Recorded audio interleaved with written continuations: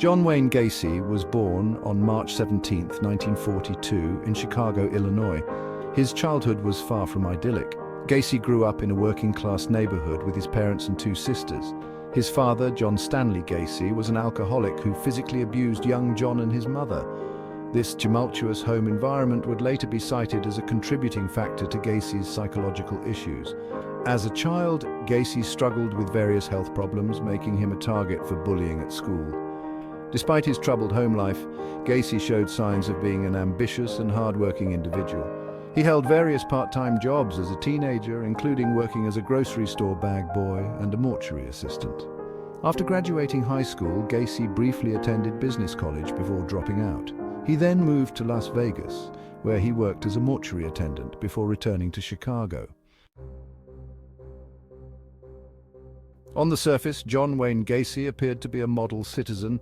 He was a successful businessman who owned his own construction company, PDM Contractors. Gacy was also actively involved in local politics and community service. He was a member of the Jaycees, a civic organization, and even ran the local chapter for a time. Gacy's most famous community role was as Pogo the Clown, a character he created to entertain children at hospitals and charity events. Gacy's personal life seemed equally normal. He was married twice and had two children from his first marriage. Neighbors described him as friendly and outgoing. However, beneath this carefully constructed facade lurked a dark and twisted reality. Unbeknownst to his family, friends, and neighbors, Gacy was leading a double life as a sexual predator and serial killer. His basement, which he kept locked and off limits to others, was the scene of unspeakable horrors. John Wayne Gacy's killing spree began in 1972 and continued until his arrest in 1978. During this period, he murdered at least 33 young men and boys. Gacy's victims were typically between the ages of 14 and 21. Many were lured to his home with promises of construction work or alcohol. Once there, they fell prey to Gacy's sadistic desires. Gacy's method of killing was brutal and consistent. He would usually trick his victims into allowing him to handcuff them, often under the guise of demonstrating a magic trick. Once restrained, Gacy would sexually assault his victims before strangling them with a rope or a board with nails driven into it. After killing his victims, Gacy would often keep the bodies for extended periods, storing them in his basement or crawl space.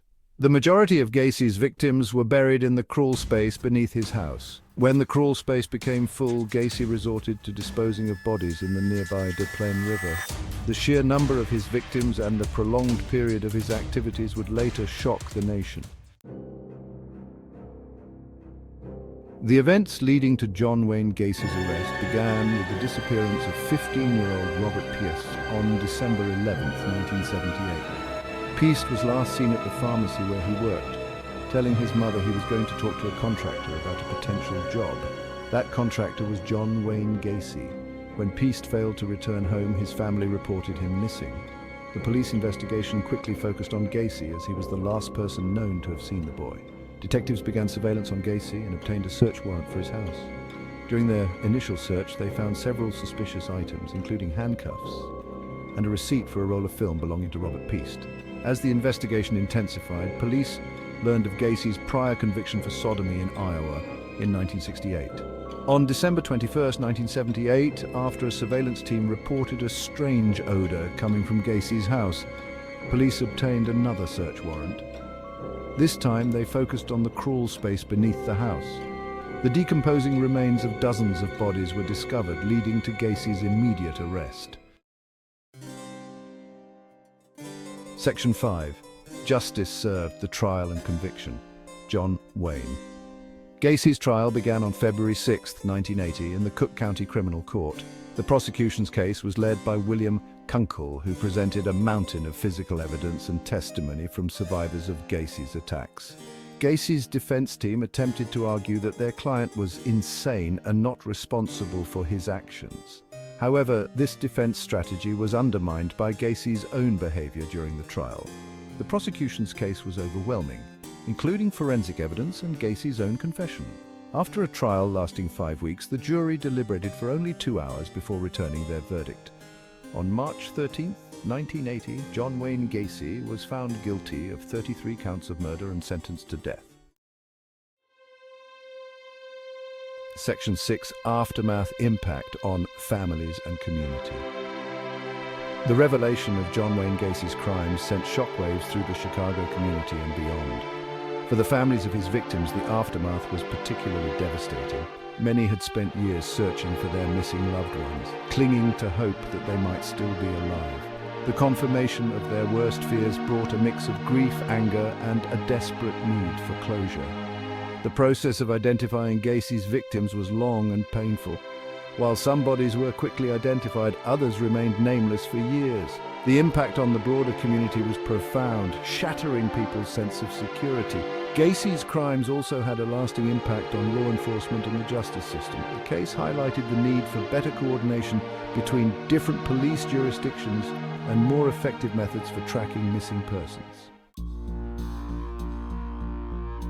Section 7. Psychological profile. Understanding the killer clown. John Wayne Gacy's psychological profile has been the subject of intense study and debate among criminologists and mental health professionals.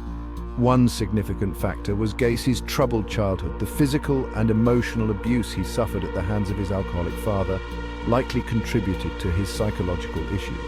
Gacy displayed many characteristics typical of psychopaths. He was charming and manipulative, able to present a facade of normalcy to the outside world while harboring violent impulses. He showed a remarkable lack of empathy for his victims and appeared to feel no genuine remorse for his actions.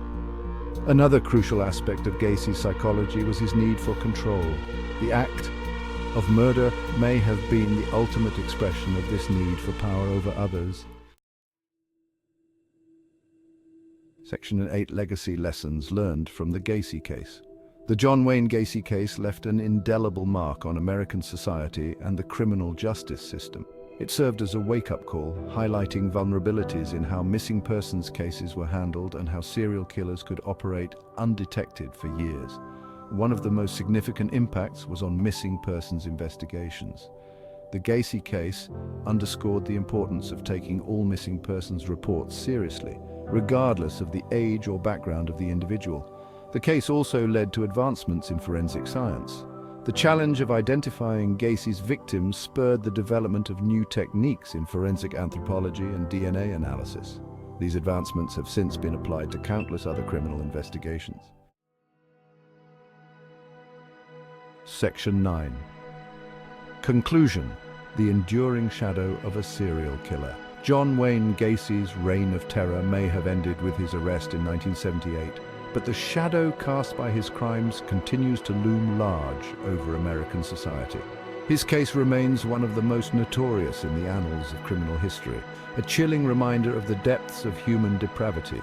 The legacy of John Wayne Gacy is complex and multifaceted. On one hand, his crimes represent a dark chapter in American history, yet paradoxically, the Gacy case also led to positive changes in law enforcement, forensic science, and public awareness about predatory behavior. Perhaps the most enduring aspect of Gacy's legacy is the questions his case continues to raise. In the end, the story of John Wayne Gacy serves as a stark reminder of the importance of vigilance, compassion, and justice.